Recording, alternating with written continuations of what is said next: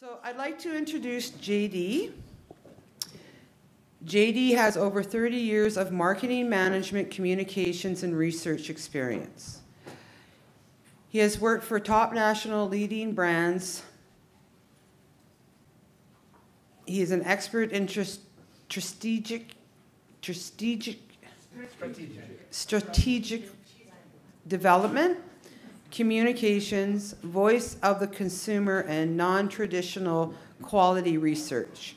His brand experience includes work for Del Monte and Nabisco brands, Sony, Hewlett-Packard, Cellular One, AT&T. By the way, I need a new phone. Don't talk to me anymore. The state of California, Harris Entertainment, the American Institution of Research, and several causes. Social marketing and nonprofit organization. This boy is busy. Yeah. He speaks many languages too. Spanish and English, native and fluency. Italian, working on proficiency.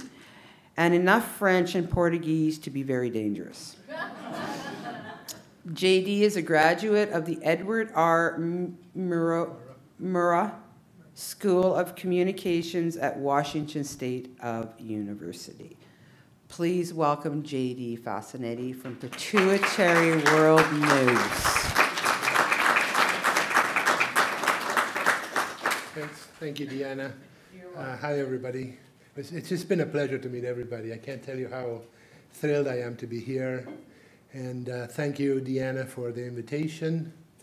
Thank you, Santino and Dan, for a great presentation. That was wonderful.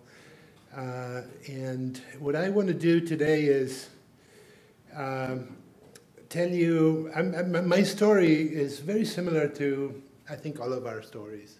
You know, we go through years of not knowing what's wrong with us, and then somebody by chance decides to look at something. In my case, it was the orthopedic surgeon for my hip and said, something going on, but he had already recognized my features, so he said, you have something called acromegaly. So I, like Santino and Dan and everybody else here, I think, run home after that. First, he was nice enough to tell me I wasn't going to die, so I thought, I had never, ever in my life heard of acromegaly. It was so off the radar that I thought, no, I could never, this is not something that I could get. I mean, it's just, it was so foreign. So, like all of us, Googled. By the way, I should tell you that a lot of people said, you know, if you Google your condition or your symptoms, my favorite quote was, you'll end up with thinking you have 5 minutes of life expectancy. I like that because it's true. Anyway, so I got home, Googled acromegaly. There I was in the pictures of all the hundreds of people with acromegaly that, and after I got over the shock and went through what we all go through, going to see an endocrine team and neurosurgeons, and they told me what to expect. You just go through it. So I was like Santino, I think, a year after, you know, just not sure if I went. I remember the first time somebody asked me to tell my story, and I said, I'm not interested in telling my story. I just want to go away and hide. And it was with a conversation of my now partner at Pituitary World News, Dr. Louis Blevins, who's the head of the Pituitary Center of University of California, San Francisco. We became very good friends, and one day we were talking over a coffee, and he learned what my skills were and what I've been doing all my life, which was selling things that people don't need. And we decided, well, what do we do? You know, how can we make an impact? I had learned a lot of the work that was being done with patient outreach groups.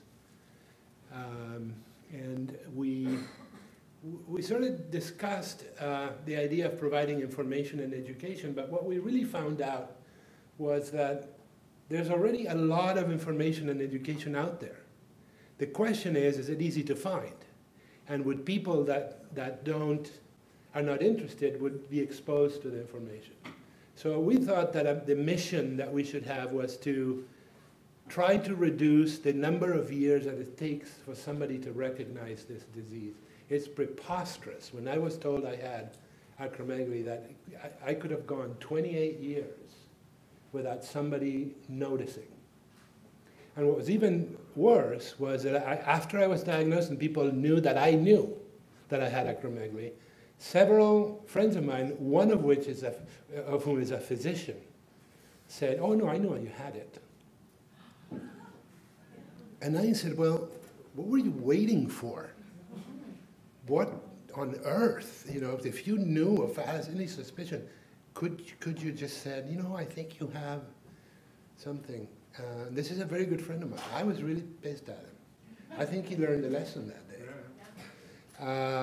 And the other thing was another physician friend of mine, I don't know why, all these doctor friends, who's a neurologist, mentioned to me about 6 months before I diagnosed you, you should be checked and blah, blah, blah. And I remember very non-specific, the advice that I got. So when I was diagnosed, I thought to myself, well, I need to tell her that if she ever says something to a lay person, because acromegaly was so far away, she never mentioned the word acromegaly.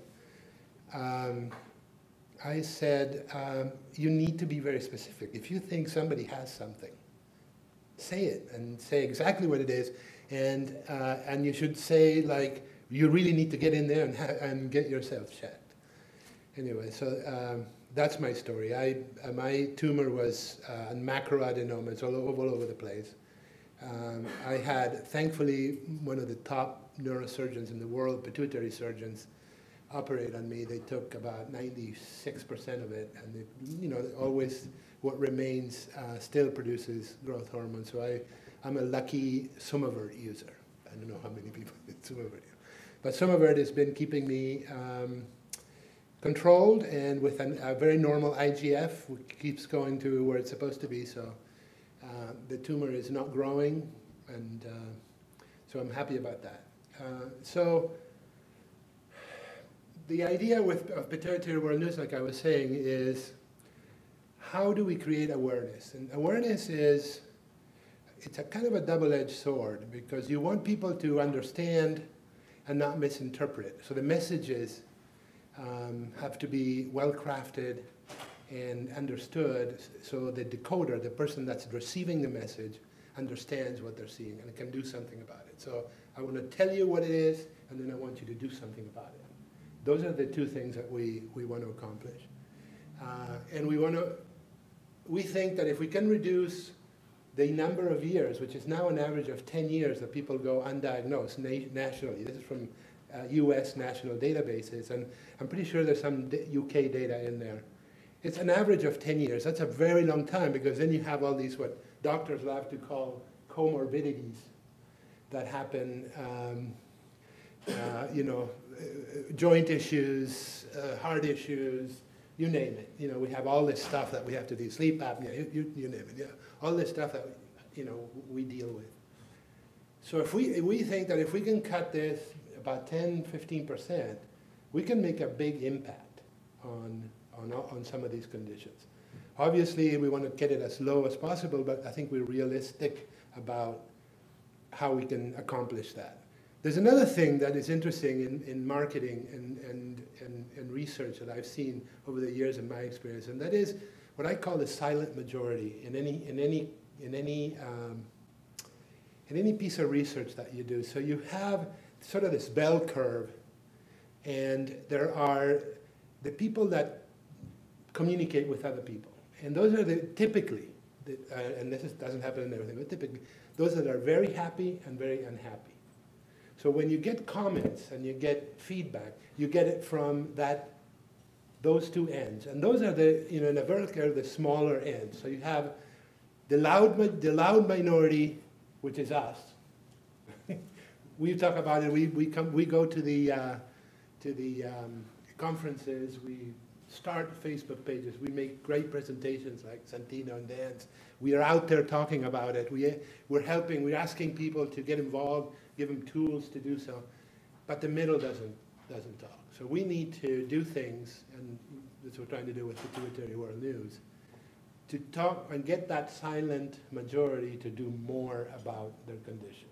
There's a lot of hidden people with acromegaly that are choosing not to get involved, and there are a lot of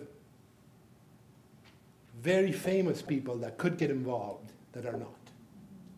So if we can create a brand that says, listen, I want you to look at me or look at any one of us and say, this can be me. And this could happen to you tomorrow. So you need to be aware of it, and you need to, every time something happens that is, you have a symptom or a sign, you go talk to your doctor. That's one piece of it. The other is to go to the physicians and say, I want you to put this on the list of possibilities. When you look at a patient and that has high blood pressure or high blood sugar and there's no explanation for it, put it in your list of possibilities. The IGF-1 test costs $40 in the US. I don't know how much it costs in Canada. So I know a lot of people that say, let's put the IGF-1 test on a panel when somebody goes and gets a wellness test when they're 40, 45 years old. What's the big deal? It's like pulling teeth in the US. I don't know how it is in Canada, but I'm guessing the bureaucracy is. If it's an endocrinologist that assigns the blood work, it's free. If it's a GP, you have to pay $100. Okay, so the GPs is where the challenge is, because the GPs were the ones that missed me for 28 years. And because I wasn't sick enough to, you know, to warrant any specialists, and they obviously had no clue. So anyway, and then the other thing obviously is to improve quality of life. We think, you know, oh, that's me, sorry. We think that through these initiatives we can create this awareness to do that. So this is what, I mean, this is sort of lofty mission statements, but you know, it kind of gives you an idea of what we're trying to do. So, so continue to provide useful information to improve knowledge of this. It empowers them to work more effectively with their physicians. I think that if you look at some of the information, the more you're smart and informed when you go see your doctor, the better it is. I know that everybody does that here. I'm sure. You wouldn't be here if you didn't. So this is like preaching to the choir. But this is when we talk about the people that are not involved in their disease or could do something about it. I think this is what we're talking about. So the other thing we want to do is provide tools for patients and outreach groups like Deanna's group to be more effective when they advocate for their conditions. And what are those tools? So we want to work with you to figure out what tools you need so we can create them or facilitate them for you. These are, you know, PR campaigns, or they're outreach campaigns, or they're brochures, or they're specific information on something. If you have a talk, or if you get involved in a group, what sort of things could we do to make your job easier in getting the word out? And then the other thing, through basic public relations and communication, is just increase the reach of the site. The more eyeballs we can get on that website, the better it is. So the awareness that creates will lead people, because it'll be recognized more, to early diagnosis. So it's a very simple thing when you think about what it takes to put a swoosh on the market, or sell 7-Up. And I remember my first job I went to work at Madison Avenue in New York was on the Army recruiting account, the Be All You Can Be campaign. I don't know if you remember it in the U.S. And I always thought that was a brilliant marketing insight. If you can create, after Vietnam, if you can create a volunteer force that people want to go to work for, that's genius. If we can do that, it takes a lot of money, granted. But if we can do that and use the same techniques to put acromegaly on the map or pituitary disease, and we can get people talking about it, then we will be doing a big service for a lot of people. People that I know in the pharma world are telling me they think there's about 3 times the number of people with acromegaly running around that are not diagnosed or misdiagnosed. I think that number is actually small. I think there's more. And when you look at the incidence of pituitary tumors, I mean, why not? You know, even if it's what they call classical, clinically not significant, they don't know. They actually don't know. And the other thing is,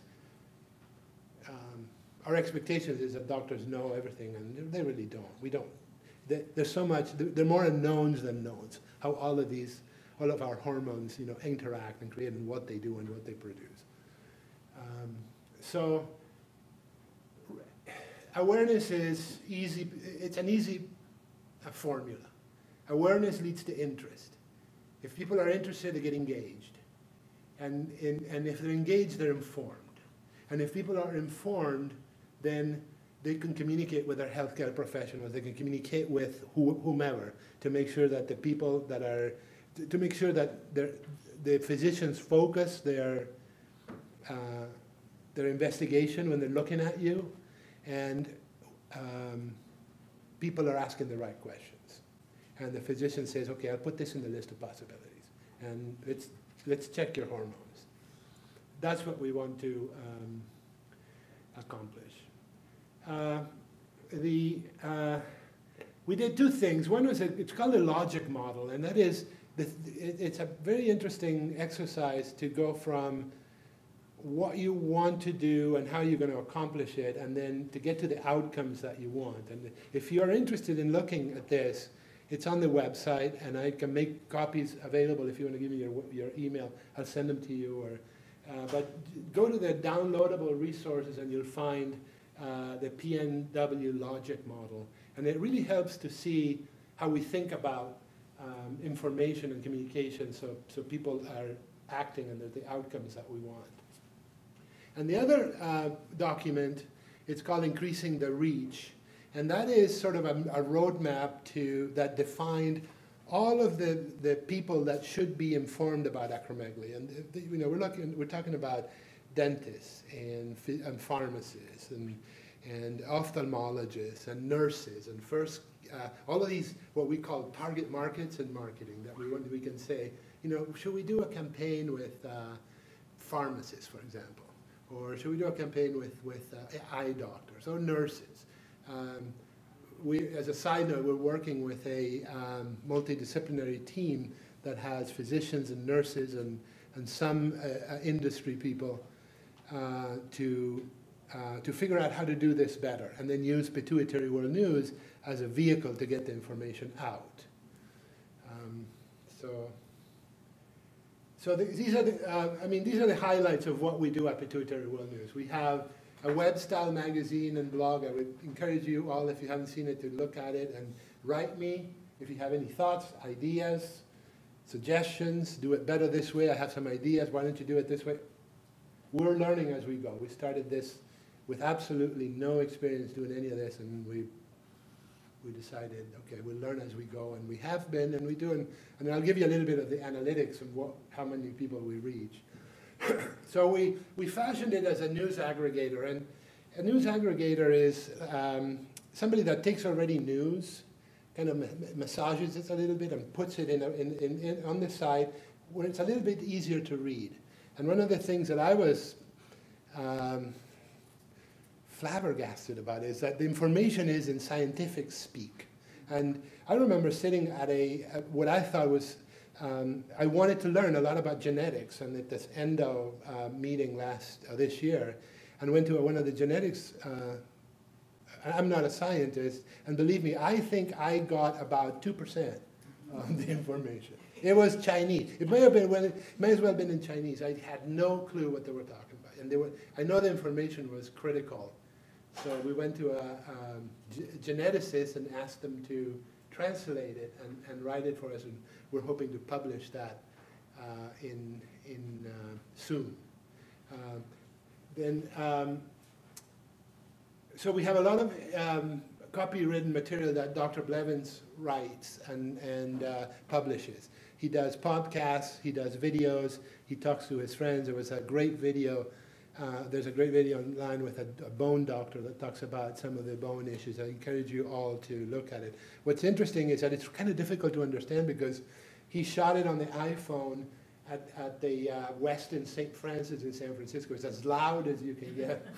But if you can get through we could only get this guy to talk to us that way because he didn't have time. So we're hoping we can get him into a studio and do it again. But the information is great and you can still hear it.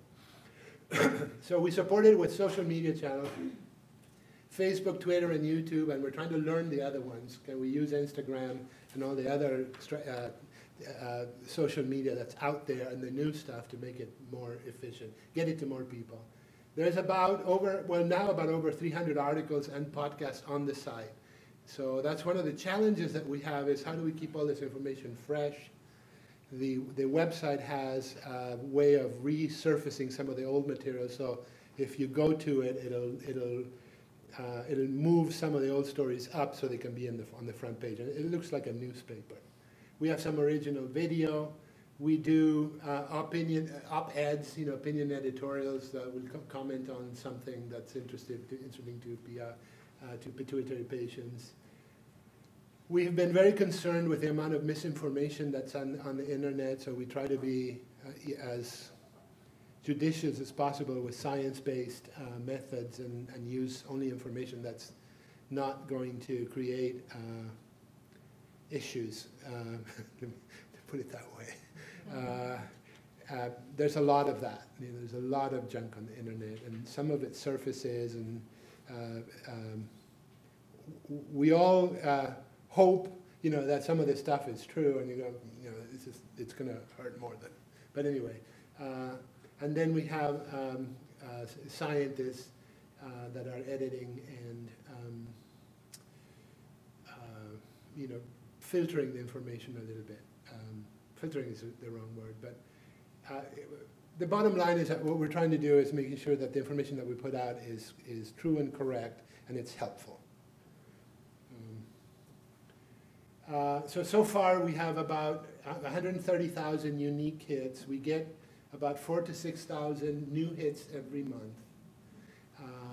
We have about a 60-40 repeat. So what's interesting is that we're getting more one-time visitors than that return, so about 40%. And what we've learned anecdotally is that people come, get the information, and they find it or not, and then they move on. One of the things that was interesting is when we redesigned the site was that we went from about 1.5 pages to about 4 pages per visit. So people were finding more information and were getting to a lot more information in one visit, which is a really good thing. So it's the time they spend on the site. So that I was saying about 40% are returning and about 60% new users. This is our world with Pituitary World. As you can see, it's very US centered. The next is the UK, and then Canada with about 4%. We're hoping to increase our Canadian numbers. Deanne and I were talking about maybe doing a Canadian edition or a microsite that would be dedicated to Canada, and that would be fantastic. We are trying to get some funding to translate the site into 4 or 5 languages first, and then do more. But we're getting hits, but from the rest of the world, but it's still a long ways to go and a lot of work to do there. So any thoughts on that and ideas? We're totally open. So today I thought we'd talk about effective advocacy and using the tools and sharing the information and sharing the knowledge and insight that we get. One of the things I want to talk a little bit about knowledge and insight. We do a lot of question polls. They're totally anonymous. So we'll ask people, how was your diagnosing experience? And get a lot of information that we published a couple of booklets that have some very, very interesting stories, some of them very short, about the diagnosis story for each person that responded. What's amazing to me is how similar they are.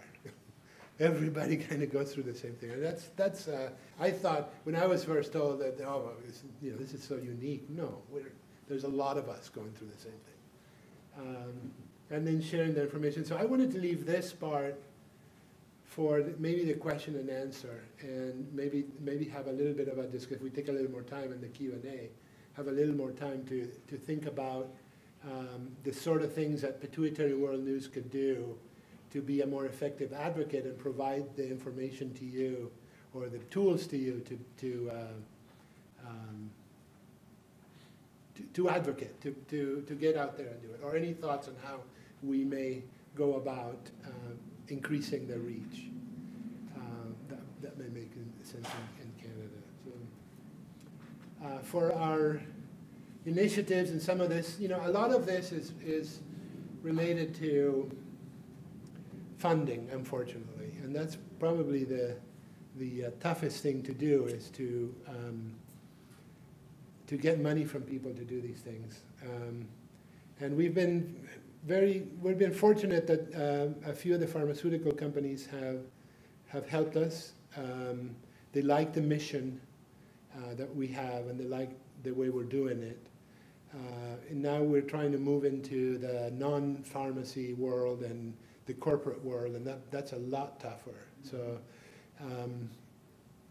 I have still a small company, a research company in San Francisco, but I'm spending 70% of my time doing this as my labor of love. I love doing it. I never thought I'd be a publisher, let alone in the medical business, let alone in acromegaly. So it's wonderful, because the world is open, and our organization is small enough that we can basically do anything and try anything. So, and we're not afraid to do it.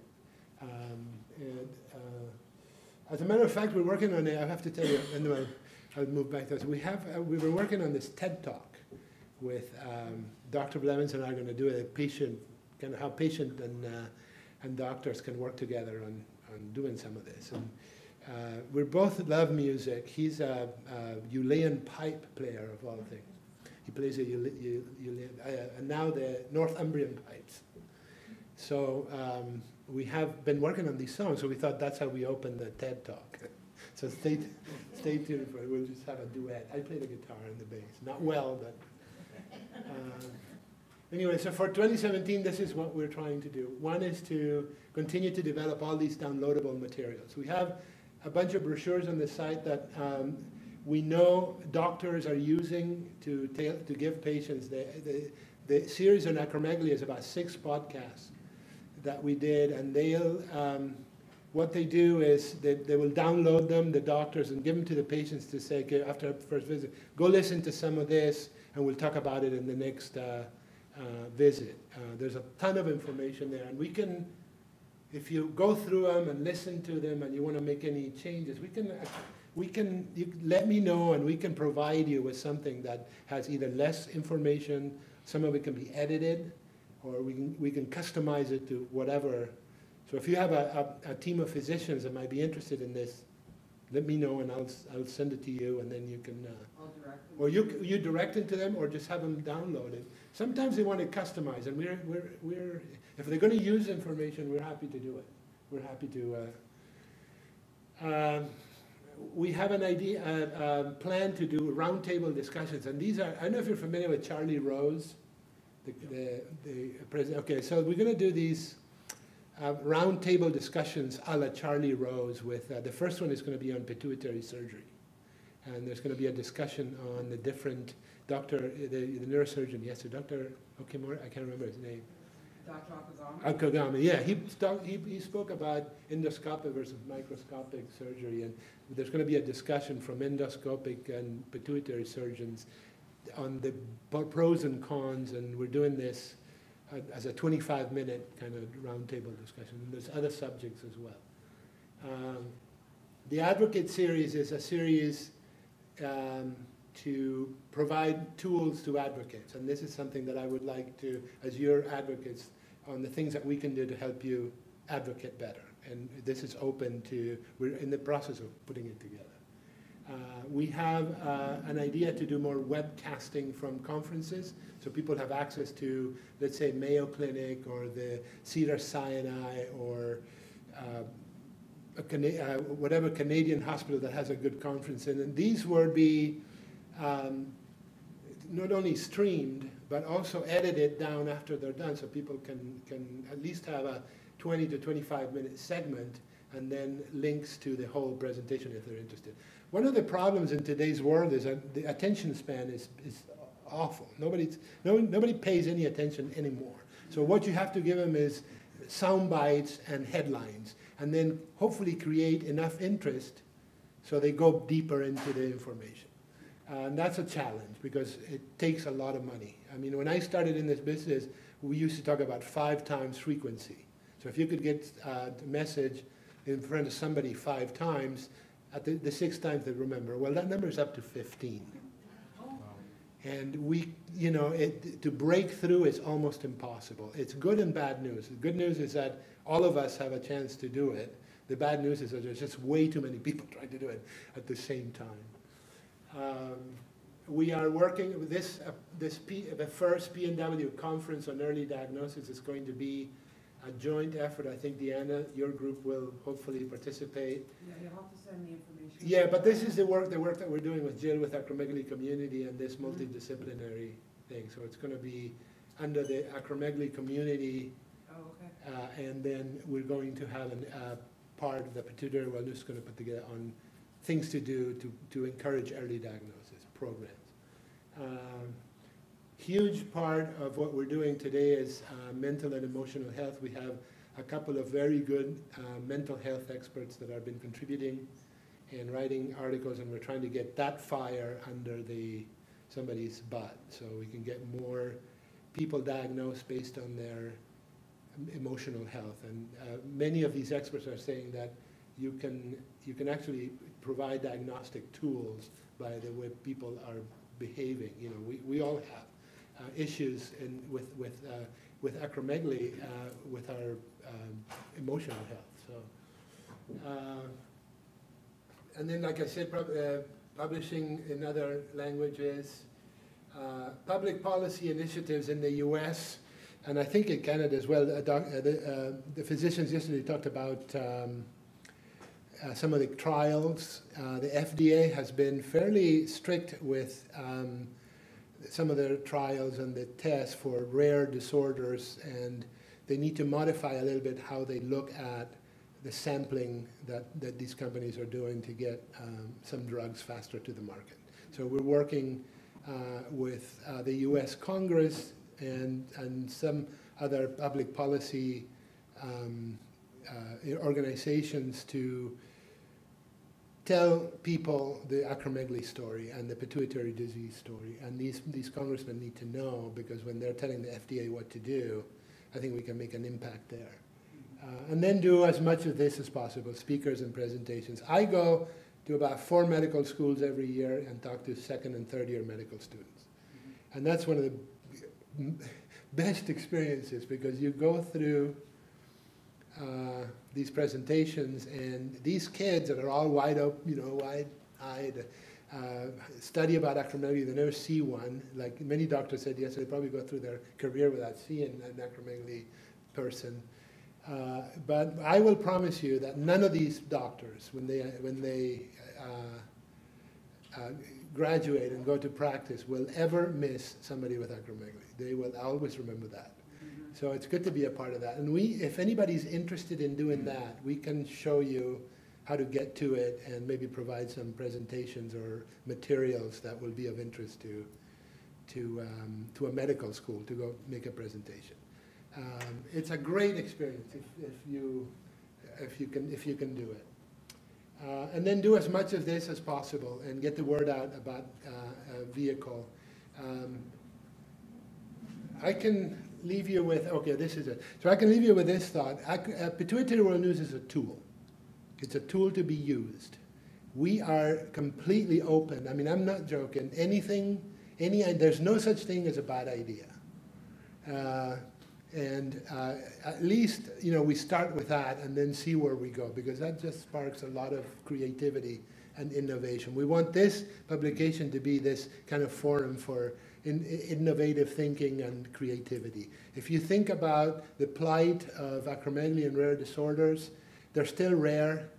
People are doing a lot of work. A lot of it is extremely ineffective, in my opinion, because people are still missing it. So we have to figure out how to get everybody under the same sheet of music to make an impact and create a difference. So with that, we can go on the panel. I think, thank you. Thank you.